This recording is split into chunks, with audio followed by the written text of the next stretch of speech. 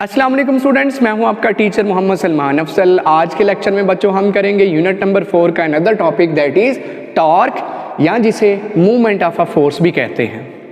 ये बड़ा important topic है। इस टॉपिक को, इस वीडियो को लास्ट तक देखिए अगर आप इसकी मुकम्मल अंडरस्टैंडिंग चाहते हैं। ये टॉपिक लॉन्ग क्वेश्चन एग्जाम्स के अंदर आता है और इसके अंदर से बहुत सारे शॉर्ट क्वेश्चंस भी बनते हैं, तो इस वीडियो में आपको इंशाल्लाह एक एक पॉइंट क्लियर होने जा रहा है। तो बढ़ते हैं आज के लेक्चर की जानिब।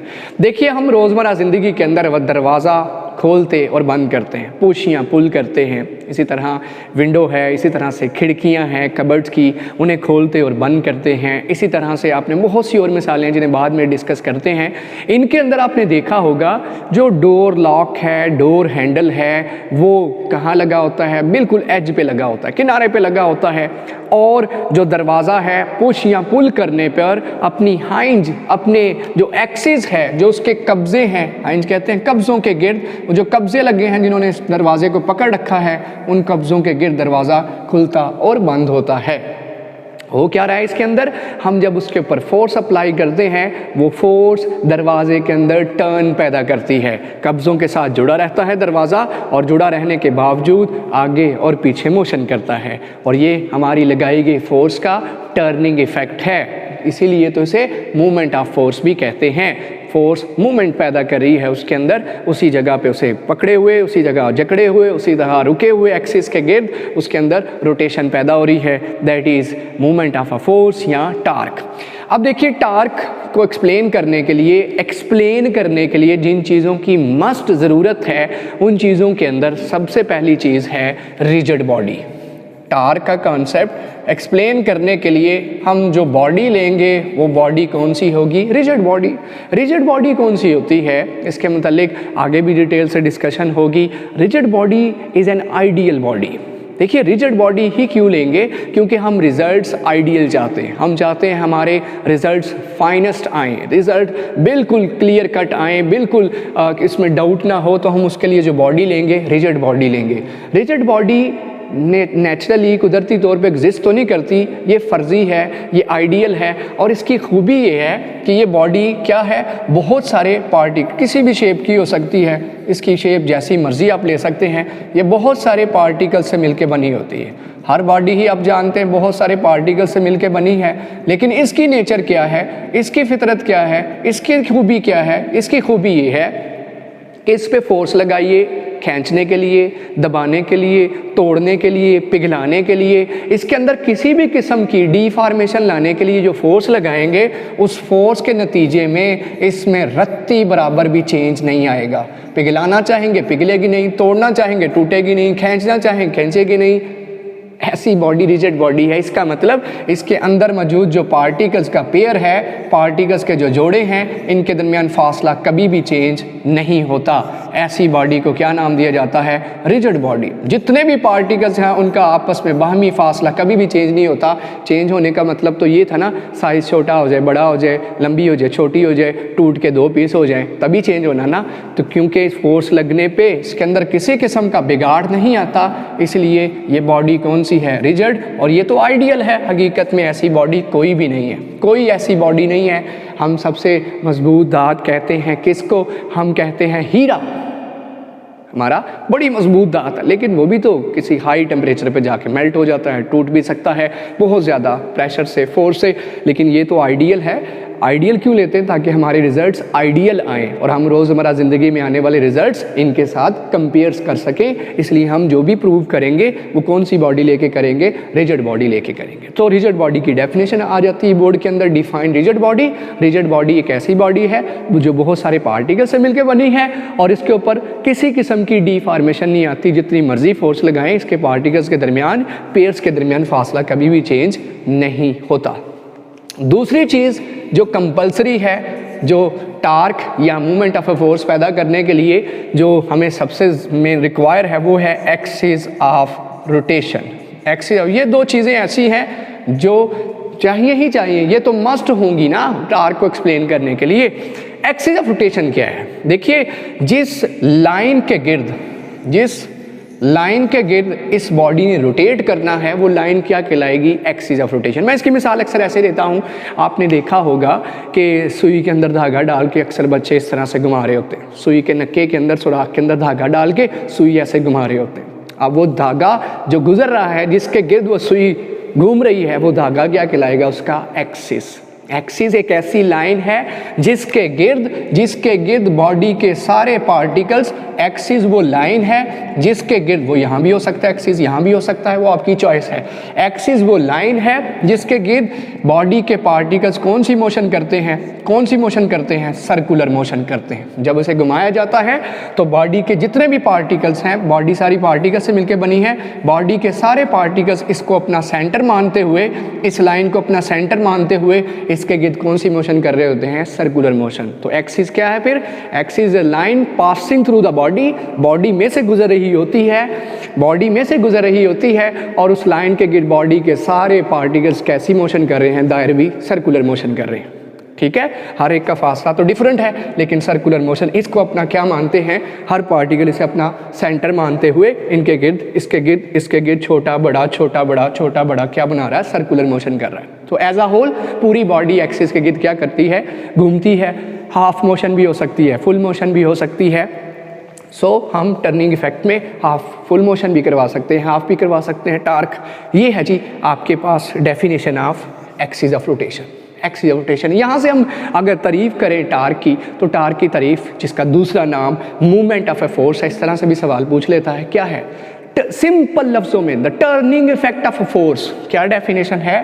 Turning effect of a force. अगर आप कहीं फोर्स लगाएं और उस फोर्स की बदौलत बॉडी के अंदर टर्न पैदा होता नजर आए, और टर्न कहते हैं, टर्न क्या है? बॉडी का जगह चेंज ना करना, बल्कि वहीं जुड़े रहते हुए अपनी जगह से मुड़ जाना, एक सिरा उसका जुड़ा रहना टर्निंग होता है। टर्निंग इफेक्ट ऑफ फोर्स लगने पे बॉडी टर्न करना शुरू कर दे, घूमना शुरू कर दे अपने फिक्स एक्सिस के गिर्द, तो ऐसा मोशन क्या कहलाती है? इफेक्ट क्या कहलाता है? टॉर्क। या इस इफेक्ट को, फोर्स के इस इफेक्ट को क्या कहते हैं? Movement of a force. अब आपने ऑब्जर्व किया होगा कि वो और कौन सी मिसालें हैं जिनके अंदर टर्निंग इफेक्ट पैदा हो रहा है। देखिए, शार्पनर, पेंसिल जब शार्प करते हैं टर्निंग इफेक्ट पैदा कर रहे हैं। फिक्स एक्सिस वो शार्पनर है, पेंसिल घुमाई जा रही है उसके अंदर। Stopcock of a tap, जो टूटी का ऊपर वाला ढक्कन है, वो जिसे हम खोलते और बंद करते हैं, वो भी टर्निंग इफेक्ट है, हमारी हाथ से टर्निंग इफेक्ट पैदा करते हैं फोर्स लगा के। इस तरह से आपने देखा होगा हैंडल, जो डोर का हैंडल है, लॉक है, उसको भी हम अपने फिक्स एक्सिस के गिर्द घुमाते और बंद करते हैं। ये सारी मिसालें हमारे गिर्द गिर्द कौन सी हैं? ये सारी मिसालें हैं टर्निंग इफेक्ट ऑफ फोर्स। दरवाज़ा खोलते और बंद करते हैं, ये भी अपने फिक्स एक्सिस, हाइंज कहते हैं वो सिरा, वो कब्जे जिनके गिर्द दरवाज़ा खुलता और बंद होता है, उन कब्जे क्या कहलाएंगे? उसका एक्सिस कहलाएगा, उन्हीं के गिर्द खुलता और बंद होता है। तो हमारी फोर्स उसमें क्या पैदा करती है? टर्निंग इफेक्ट पैदा करती है, जिसे हम टार्क भी कहते हैं। अच्छा, अब सवाल है आपके ज़हनों में आना चाहिए, भाई जो डोर लॉक है, डोर हैंडल है, वो सिरे पे क्यों लगाया जाता है? वो बिल्कुल कॉर्नर पे क्यों, आउटर एज पे क्यों लगाया जाता है? हाइंज के करीब, कब्ज़ों के करीब क्यों नहीं लगाया जाता? हमेशा जो हैंडल है जहाँ से दरवाज़ा पकड़ के खोलते और बंद करते हैं, वो हैंडल आउटर एज पे क्यों है, बाहरी किनारे पे क्यों है, हाइंज के करीब क्यों नहीं है, कब्ज़ों के करीब क्यों नहीं है, एक्सिस ऑफ रोटेशन के करीब क्यों नहीं है? तो क्या वजह हो सकती है? इसका जवाब आपको मिलने वाला है, आगे एक्सप्लेनेशन देते हैं। देखिए, आपने गौर किया होगा, रूटीन के अंदर बाइक ठीक करवाने चले जाएं, गाड़ी ठीक करवाने चले जाएं, तो उस मैकेनिक के पास स्पैनर होते हैं। स्पैनर का क्या काम है? स्पैनर्स के ज़रिए वो नट बोल्ट खोलता है। छोटा स्पैनर, बड़ा स्पैनर, पाना जिसे वो कहता है उर्दू में, हैं, छोटा स्पैनर, बड़ा पाना, छोटा पाना, उसके ज़रिए वो नटों को, बाइक के टायर के नट हो या किसी भी चीज़ के नट हो, उनको खोलता और बंद करता है। घरों के अंदर हम रेंच इस्तेमाल करते हैं, इन सारी चीज़ों का हम नटों को टाइट और लूज़ करने के लिए इस्तेमाल करते हैं। आपने देखा होगा जो छोटा पाना है उसके ज़रिए नट को खोलने में ज़रा ज़्यादा फोर्स लगानी पड़ेगी, जबकि किसकी निस्बत? वो पाना जो साइज़ में बड़ा है, वो छोटा शागिर्द, छोटा बच्चा, छोटा उस्ताद, जिस बच्चे से वो खोल रहा है, वो बच्चा बड़ा पाना लेके उस नट को खो रहा होगा और आसानी से खो रहा होगा। इसकी क्या लॉजिक, क्या रीज़न है? इसका मतलब जो फोर्स लगती है वो भी मैटर करती है किस जगह फोर्स लगा रहे। मैं आपको चैलेंज करता हूं कि आप में से कोई भी क्या करके दिखाए, कब्जों के ऊपर फोर्स लगा के दरवाजे को खोल के और बंद करके दिखाए। कहां पे?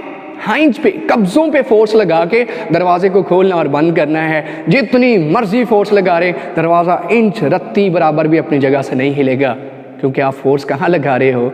उसके एक्सिस ऑफ रोटेशन के ऊपर। एक्सिस ऑफ रोटेशन जिसके गिर्द उसने घूमना, खुलना और बंद करना था, उसी के ऊपर फोर्स लगाना शुरू कर दोगे, कभी भी नहीं खुलेगा। वही नट आप हाथ से खोलने की कोशिश करो, नहीं खुल रहा, रेंच लगा के खोलने की कोशिश की, वही नट बड़ी आसानी से खुल गया, क्योंकि आपने फोर्स नट के ऊपर लगाने की बजाय थोड़ा सा अपना हाथ हटा के फोर्स लगाना शुरू कर दी और फोर्स आसानी से थोड़ी सी झटका दिया, खुल गया नट। इसका मतलब मैटर करता है कि आप फोर्स कहाँ लगा रहे हो। जिस बॉडी को खोलना है, क्या बॉडी के ऊपर फोर्स लगा रहे हो या बॉडी से हट के लगा रहे हो? एक्सिस ऑफ रोटेशन के ऊपर फोर्स लगा रहे हो या एक्सिस ऑफ रोटेशन से थोड़ा हट के फोर्स लगा रहे हो? दिस पॉइंट डज मैटर, और बहुत ज़्यादा मैटर करता है। आइए, स्पैनर के पास 2 स्पैनर है,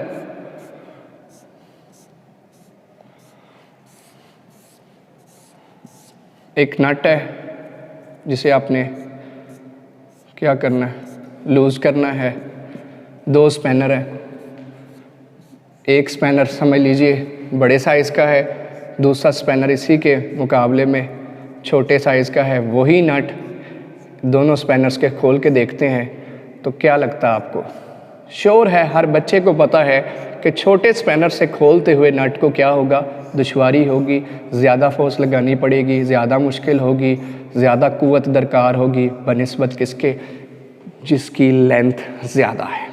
ये है इसका एक्सिस ऑफ रोटेशन, जिसके गिर्द इस नट ने खुलना और बंद होना है। इस पॉइंट के गिर्द ये लाइन जो बॉडी का हिस्सा है, जिसके गिर्द इस बॉडी के सारे पार्टिकल्स सर्कुलर मोशन करते हैं, खुलते और बंद होते हैं, इस लाइन का नाम एक्सिस ऑफ रोटेशन है। इसका मतलब वो जगह बड़ी मैटर करती है जहाँ आप क्या लगा रहे हो? फोर्स।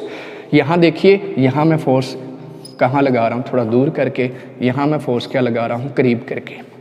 यहाँ फोर्स लग रही है, यहाँ भी फोर्स लग रही है। गौर करिए कहाँ दुश्वारी है और कहाँ आसानी है। इस केस में हमें मुश्किल फील होगी इस नट को खोलते हुए, क्योंकि हमारे स्पैनर का, मैकेनिक के पास जो स्पैनर था उसकी लेंथ क्या थी? Size of that spanner is very small. और ये साइज़ ऑफ स्पैनर स्मॉल या लार्ज होना, ये क्या चीज़ है? इस लाइन को, इस लेंथ को क्या नाम दिया जाता है? मूवमेंट आर्म का। आगे डिटेल में डिस्कस करते हैं। मैं पहली चीज़ क्लियर कर दूँ, कहाँ पे फोर्स लग रही है? दरवाजे के आउटर एज पे, एक्सिस के करीब, ये बड़ा मैटर करता है। नट के करीब या नट से दूर मैटर करता है फोर्स कहाँ लग रही है। नट के ऊपर लगेगी, बहुत ज़्यादा लगानी पड़ेगी, नट से दूर लगेगी, बहुत थोड़ी लगानी पड़ेगी। वही नट के अंदर रोटेशन पैदा होना शुरू हो जाएगी, वही दरवाज़ा आसानी से खुल जाएगा। जब आउटर एज पे बच्चा भी दरवाजे को खोल सकता है उसके हैंडल को पकड़ के, जबकि एक्सिस के करीब बड़ा भारी भरकम और कुव्वतमंद आदमी जिसके पास बड़ी एनर्जी है, वो भी उसको एक्सिस पे फोर्स लगा के नहीं खोल पा रहा या बंद कर पा रहा। तो इसका मतलब जिस जगह पे फोर्स लगती है वो मैटर करता है। एक्सिस ऑफ रोटेशन से ये फासला बहुत मैटर करता है। फोर्स भी मैटर करती है, और जो फोर्स है इस पॉइंट का नाम है line of action of a force. जिस जगह पे फोर्स लगती है उस जगह का नाम क्या है? Line of action of a force. ये जगह जहाँ पे फोर्स लग रही है, ये आपके सामने है अपवर्ड फोर्स, ये आपके सामने है अपवर्ड फोर्स। जिस जगह पे फोर्स लगती है वो पॉइंट बहुत मैटर करता है। इस तरह की एक बॉडी बना के चाहे इसे एक्सप्लेन कर दीजिए। ये एक्सिस है ए डैश, इसने यहाँ फोर्स लगाई, बी सी जगह पे ये फोर्स लगा रहे ऊपर की तरफ। ये जगह यहाँ से लेके यहाँ तक जो फासला होगा इसे मोमेंट आर्म कहेंगे, लेकिन जिस जगह फोर्स लग रही है उस जगह का नाम है line of action of a force, that is F. Line of action of force बहुत मैटर कर, जितनी ज़्यादा फोर्स लगाओगे उतनी ज़्यादा रोटेशन पैदा होगी। जितनी ज़्यादा रोटेशन पैदा करवानी है उतनी ज़्यादा फोर्स लगा लो, ठीक है? तेज़ी से नट खुलना शुरू हो जाएगा, तेज़ी से रोटेशन पैदा होना शुरू हो जाएगी, तेज़ी से टार्क पैदा होना शुरू हो जाएगा। Line of action of force, जिस पॉइंट पे, जिस जगह पे फोर्स लगती है उस जगह को कहते हैं line of action of force. और इससे एक और फैक्टर है टार्क पैदा करने के लिए दो चीज़ें तो कंपलसरी थी, वो तो मस्ट श्योर है, एक क्या रिजिड बॉडी, दूसरा एक्सिस ऑफ रोटेशन। अब टार्क इन दो के बगैर तो पैदा हो ही नहीं सकता। आपके पास एक्सिस ऑफ रोटेशन भी है, रिजिड बॉडी भी है। अब टार्क पैदा करने के लिए दो कंपलसरी चीज़ें चाहिए, और वो क्या है? पहले line of action of force, और दूसरी चीज़ movement arm. Movement arm, line of action of force का पता चल गया, जिस जगह पे बॉडी पे फोर्स लगती है उस जगह का नाम है line of action of force. Line of action of force जिसे हम F से रिप्रेजेंट करते हैं वो है हमारी लगाई गई फोर्स, कितनी, थोड़ी ज़्यादा डिपेंड करता है। और मूवमेंट आर्म क्या है? Movement arm is a perpendicular distance between axis of rotation and line of action of force. It is a perpendicular distance, it is a perpendicular distance. ये परपेंडिकुलर फासला है किसके दरमियान? एक्सिस ऑफ रोटेशन और line of action of force के दरमियान perpendicular फासले को जिसे L से जाहिर करते हैं, दैट इज़ मूवमेंट आर्म। और जितना मूवमेंट आर्म ज़्यादा होगा उतनी फोर्स थोड़ी चाहिए होगी, और जितना थोड़ा मूवमेंट आर्म होगा उतनी ज़्यादा फोर्स दरकार होगी उसी नट को खोलने के लिए, जैसा कि यहाँ था। जितना मूवमेंट आर्म ज़्यादा उतनी थोड़ी फोर्स से ये नट खुल जाएगा, जितना मूवमेंट आर्म थोड़ा उतनी ज़्यादा फोर्स चाहिए उसी नट को खोलने के लिए। इसका मतलब जो टार्क है, जिसे ऐसे लिखते हैं टा के साथ, टा इसका साइन है, ये दो फैक्टर पे डिपेंड करता है, L क्रॉस F। यहाँ L क्या है? मूवमेंट आर्म, और मूवमेंट आर्म क्या है? फिक्स एक्सिस, जिसके गिर्द, जैसे दरवाजे की अगर मिसाल लें तो उसका हाइंज, उसके कब्जे फिक्स एक्सिस है, और जहाँ पे आप फोर्स लगाओगे हैंडल है, तो ये फासला perpendicular line of action of force के साथ 90 का जाविया मूवमेंट आर्म का होता है। किसके साथ? Line of action of force के साथ। दिस इज़ मूवमेंट आर्म, और इस पॉइंट का नाम क्या है? Line of action of force. ये दो की चीज़ें हैं किसी बॉडी के अंदर टार्क पैदा करने के लिए।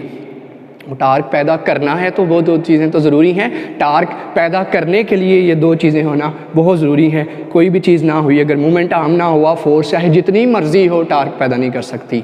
मूवमेंट आर्म है लेकिन फोर्स नहीं है, तब भी टार्क पैदा नहीं हो सकता। ये दोनों कंडीशन, दोनों चीज़ें बहुत कंपलसरी हैं टार्क पैदा करने के लिए, रोटेशन पैदा करने के लिए, किसी नट को खोलने के लिए, बंद करने के लिए, ढक्कन को खोलने के लिए, बंद करने के लिए, उसका स्टॉप कॉक को खोलने और बंद करने के लिए, डोर लॉक को खोलने और बंद करने के लिए, इन दोनों चीज़ों की बहुत ज़्यादा ज़रूरत है।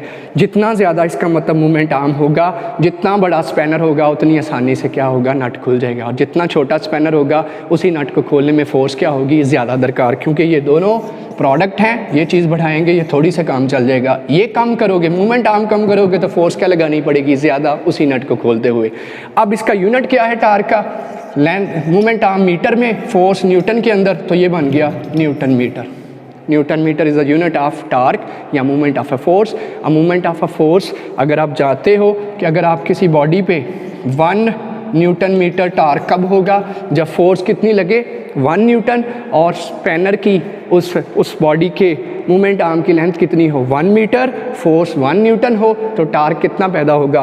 1 न्यूटन मीटर। ये भी बोर्ड के अंदर सवाल आता है, डिफाइन 1 न्यूटन मीटर। अगर फोर्स 1 न्यूटन हो और लेंथ ऑफ उस बॉडी की लेंथ कितनी हो, एक्सिस से फासला कितना हो line of action of force तक, point of action of force तक, फासला 1 मीटर हो, फोर्स 1 न्यूटन हो, परपेंडिकुलर हो, 90 का जाविया बना के लग रही हो। जाविया अगर कम ज़्यादा करोगे तो टार्क के रिजल्ट कम आएगा। जाविया अगर 90 से लगाओगे, फोर्स 90 का जाविया बना के लगाओगे, सबसे ज़्यादा टर्निंग इफेक्ट पैदा होगा। तो force 1 newton, length 1 metre, movement arm 1 metre, तो टार्क कितना है? 1 न्यूटन मीटर। ये था आज का हमारा टॉपिक, जिसमें हमने टार्क को डिस्कस किया, रिजिड बॉडी को डिस्कस किया, एक्सिस ऑफ रोटेशन को डिस्कस किया, फिर उसके बाद कैसे टार्क पैदा होता है, line of action of force, torque के फार्मूले में, मूवमेंट आर्म टार्क के फार्मूले में। ये था आज का हमारा टॉपिक। इंशाल्लाह नेक्स्ट हाजिर होंगे नई वीडियो के साथ, नए लेक्चर के साथ। चैनल को सब्सक्राइब कीजिए, लाइक कीजिए और शेयर कीजिए। इसी के साथ इजाज़त चाहूँगा। अल्लाह हाफिज़।